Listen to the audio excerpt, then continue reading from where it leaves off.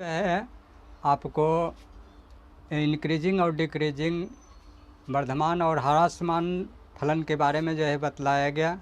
उसके बाद जो है कुछ जो है नियम है वो इस प्रकार से है। जैसे कि अगर मान लिया जाए कोई अंतराल अगर दिया हुआ हो और उसमें से जैसे मान लिया जाए कि ए का मान अगर निकला है, तो अगर ए का मान अगर निकलेगा तो इसको जो है दो पार्ट में विभाजित करेगा। एगो यहाँ पर जैसे मान लिया जाए यहाँ पर ये जैसे 2 हुआ, तो यहाँ पर जो है लेफ़्ट साइड में अगर चलेंगे तो यहाँ पर जो है इन्फिनिटिव तक जा सकता है। कहाँ तक जाएगा? इन्फिनिटिव तक। लेकिन इधर ऋणात्मक दिशा में इसलिए माइनस इन्फिनिटिव हो जाएगा। ये क्या हो जाएगा? Minus infinitive. और इधर जो है धनात्मक दिशा में जाएगा इसलिए ओनली इन्फिनिटिव, है ना। तो यहाँ पर जो है अंतराल ये जो है अगर यदि जो माइनस इन्फिनिटिव से लेकर अगर -2 तक अगर रहेगा तो यहाँ पर जो है ये दोनों मान जो है ऋणात्मक होगा, यानी कि माइनस माइनस, यानी कि इसको 0 से मान बड़ा होगा। जैसे कि कोई भी अगर मान होगा, जैसे दोनों का अगर निगेटिव होगा, जैसे कि यहाँ पर -2 और -3, तो दोनों को गुना करेंगे तो क्या हो जाएगा? 6। जो 6 जो है 0 से 0 से बड़ा है, तो यहाँ पर f निरंतर वर्धमान होगा। यहाँ पर अगर ये -2 और 3 अगर दिया हुआ है ना, तो यहाँ पर इसका मान जो है माइनस और इसका मान हो गया प्लस, तो माइनस प्लस अगर रहेगा तो ये हो जाएगा माइनस प्लस माइनस, यानी कि 0 से छोटा, 0 से छोटा होगा तो f निरंतर ह्रासमान होगा। यहाँ पर जो है 3 और इन्फिनिटिव है, तो यहाँ पर 3 पॉजिटिव है और इन्फिनिटिव भी पॉजिटिव है, इसलिए ये प्लस प्लस हो गया। प्लस प्लस करेंगे तो ये प्लस होगा, जो कि 0 से ये क्या होगा? बड़ा होगा। तो यहाँ पर f निरंतर वर्धमान होगा, है ना। अब यहाँ पर ये उतार लीजिए।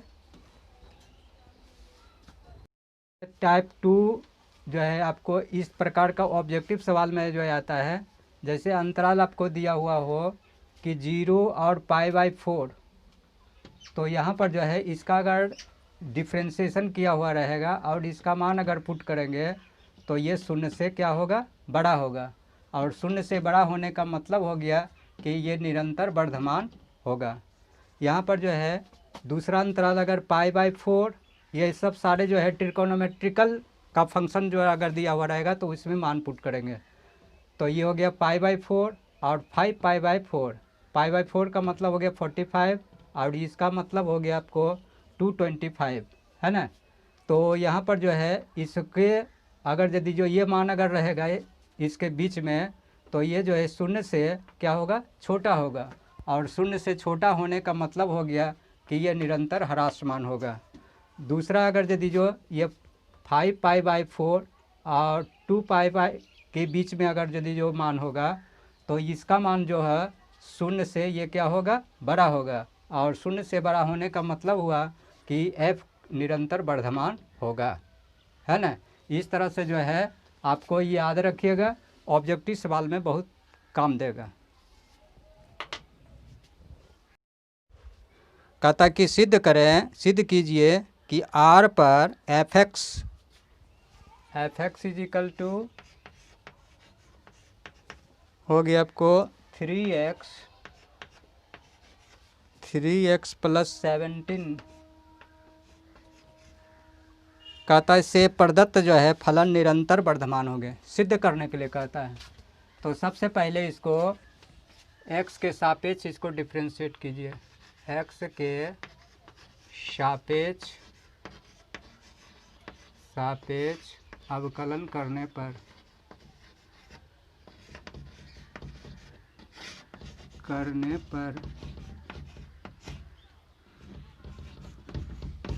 तो ये हो गया f'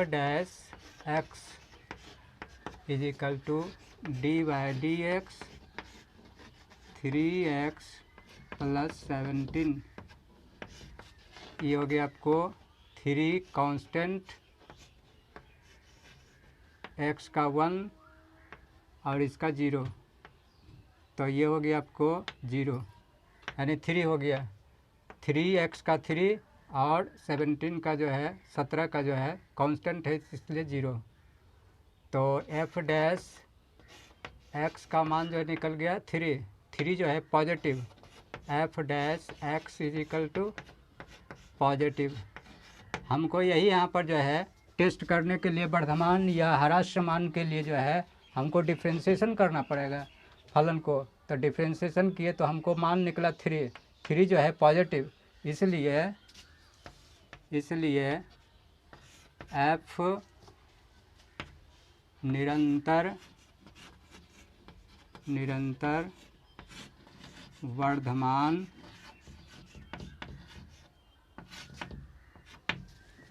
फलन है, वर्धमान है। हो गया। F X is equal to E का पावर 2x, इतना फलन दिया हुआ है। ये एक्सपोनेंशियल है, चरघातांकीय फलन है। इसको भी x के सापेक्ष अवकलन कीजिए। x के सापेक्ष अवकलन करने पर तो ये हो गया F dash X is equal to D by D X E का पावर 2x। तो हम जानते हैं ई का पावर x का ई का पावर x होता है। तो यहाँ पर x के जगह पर जो है 2x है, तो ई का पावर 2x x का कोफिशिएंट 2 है, इसलिए 2 लग जाएगा। तो यहाँ पर जो है F dash X is equal to आया 2 का पावर 2x। तो यहाँ पर F dash X is equal to positive. Therefore F निरंतर वर्धमान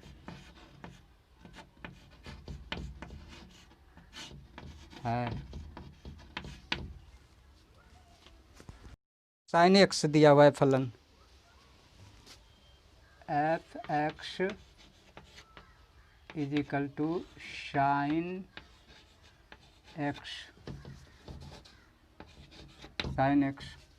एक्स के सापेक्ष अवकलन कर दीजिए। एक्स के सापेक्ष अवकलन करने पर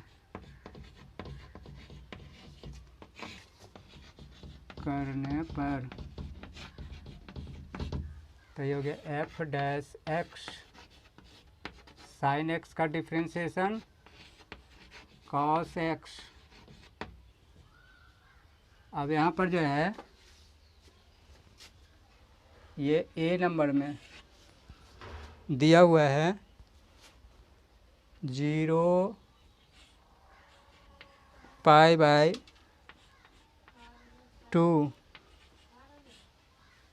देखिए इधर, अगर यहाँ पर जो है एफ एक्स बराबर आपको दिया हुआ है आपको कॉस एक्स का मान हम 0 पुट करते हैं। तो कॉस 0 कितना होता है? कॉस 0 1 पॉजिटिव हुआ। और कॉस पाई/2 जो है कॉस 90 यानी 1, कॉस 90 0। तो यहाँ पर 0 भी पॉजिटिव हुआ और ये भी पॉजिटिव हुआ। तो पॉजिटिव जो है यानी कि ये क्या हो गया आपको निरंतर वर्धमान यानी कि प्लस हो गया। तो यहाँ पर एफ डैश एक्स ये हो गया आपको 0 पाई/2 पर पॉजिटिव। चूँकि यहाँ पर 0 अगर यहाँ पर रखेंगे तो 1 आएगा और पाई/2 रखेंगे तो 0 आएगा, जो कि पॉजिटिव है दोनों। इसलिए जो है ये हो गया आपको क्या चाहिए? पॉजिटिव। अतः एफ निरंतर वर्धमान है। बी नंबर देखिए, बी नंबर में जो है पाई/2 और दूसरा कहता है पाई/2 और पाई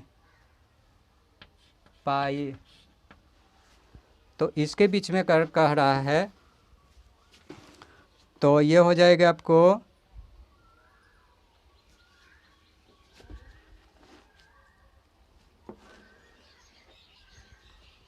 अगर यहाँ पर देखिए इधर पाई अगर रखते हैं तो यहाँ पर कॉस पाई का मान कितना होता है, कॉस पाई का मान जो होता है -1, कॉस 0 1, इसका अपोजिट जो है आपको कॉस 180 होता है। तो ये जो हो गया आपको f डैश x 0 π/2 और पाई पर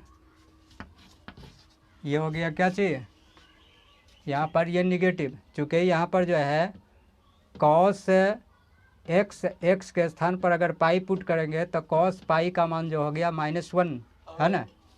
कॉस यहाँ पर दिखा भी सकते हैं, नहीं तो शॉर्ट में ऐसा हम भी कर सकते हैं। कॉस पाई इजिकल टू कितना हो गया -1, यानी कि नेगेटिव, ये नेगेटिव हो गया, इसलिए या अतः f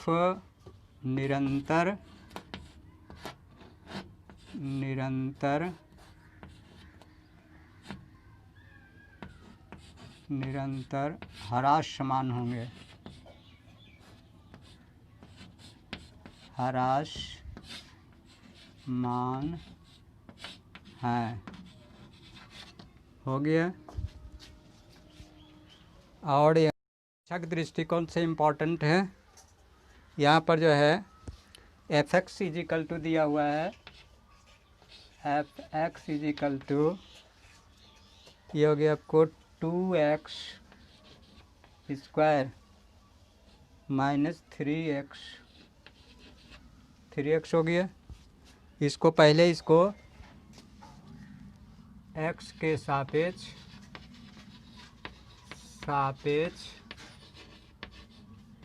अवकलन करने पर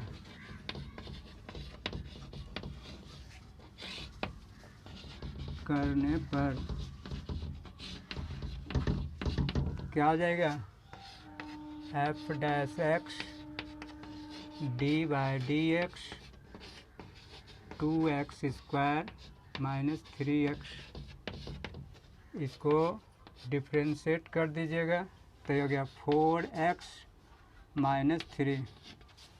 अंतराल ज्ञात करने के लिए f डैश x को शून्य कर दिया जाता है, तो यहाँ पर जो है f dash x is equal to 0, यहाँ पर f डैश x का मान हो गया 4x -3 is equal to 0, 4x is equal to 3, ये हो गया x इजिकल टू 3/4।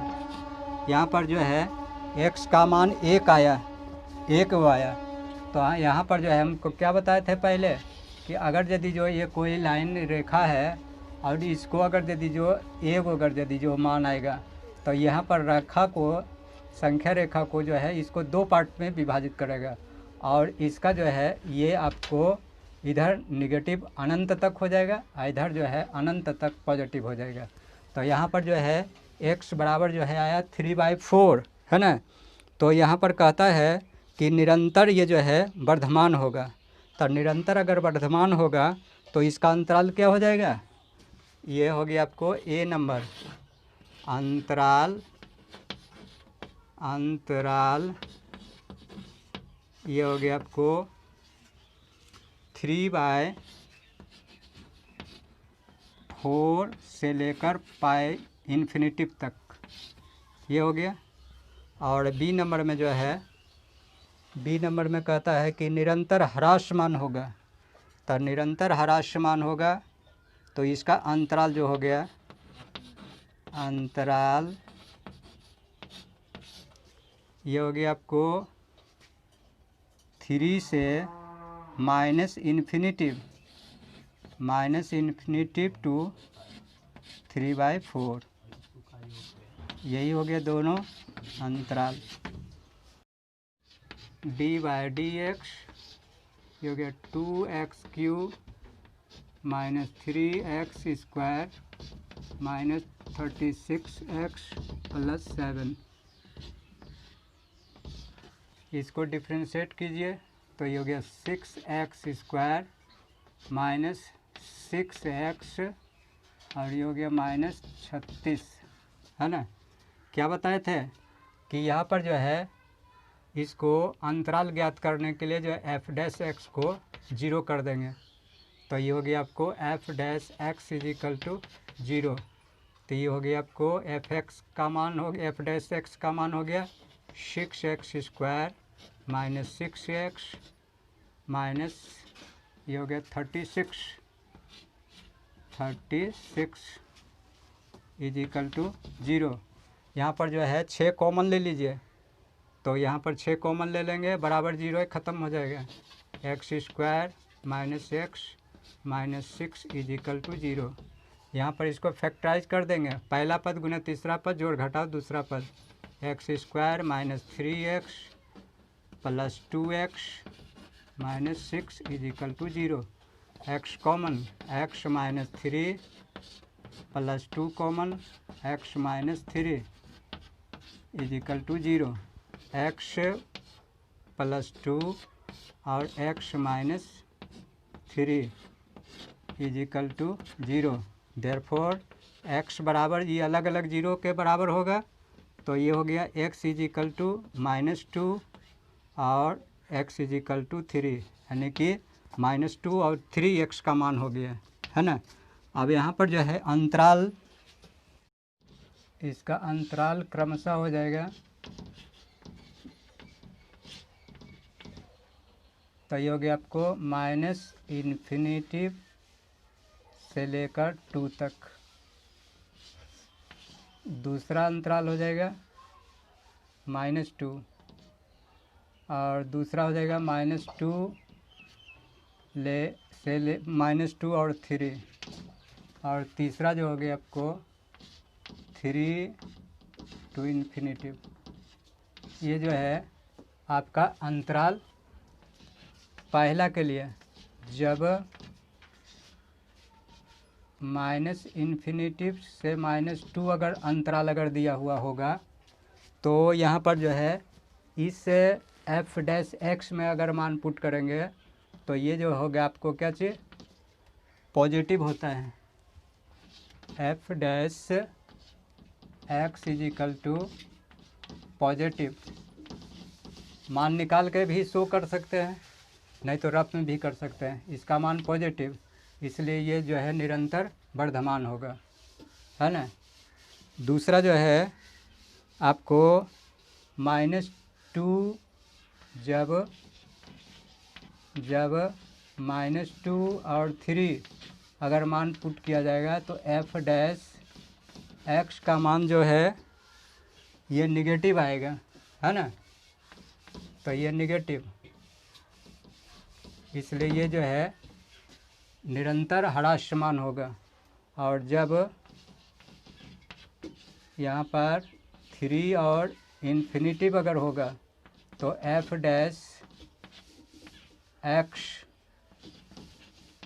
का मान जो है ये पॉजिटिव, ये क्या आएगा पॉजिटिव, इसलिए ये जो है आपको निरंतर जो है आपको वर्धमान होगा, है ना। अगर यहाँ पर जो है इसका अंतराल यहाँ पर जो है दोग में आया पॉजिटिव आया, है ना। एक जो है आया यहाँ पर इस अंतराल में और ये अंतराल में, तो यहाँ पर ये पॉजिटिव अगर रहेगा तो यहाँ पर जो है ये हमेशा जो है वर्धमान होगा। इसलिए 1 नंबर में जो है ये -∞ -2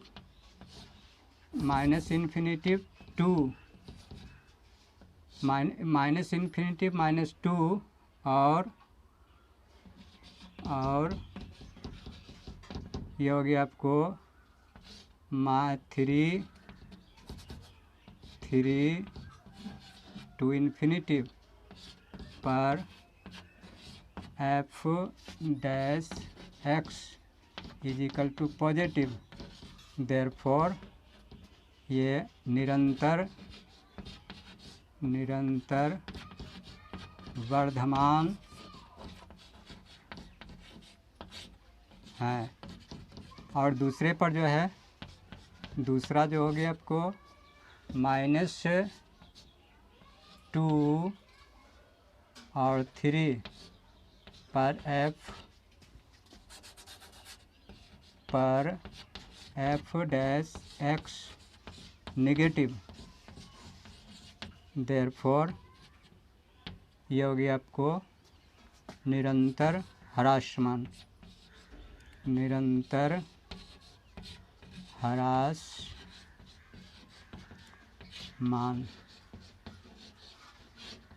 तो यहाँ पर जो है अंतराल निकालने में यही आपको बढ़िया से सावधानी रखना पड़ेगा कि ये उसमें जो है गलती नहीं हो, गुणनखंड में गलती नहीं होना चाहिए।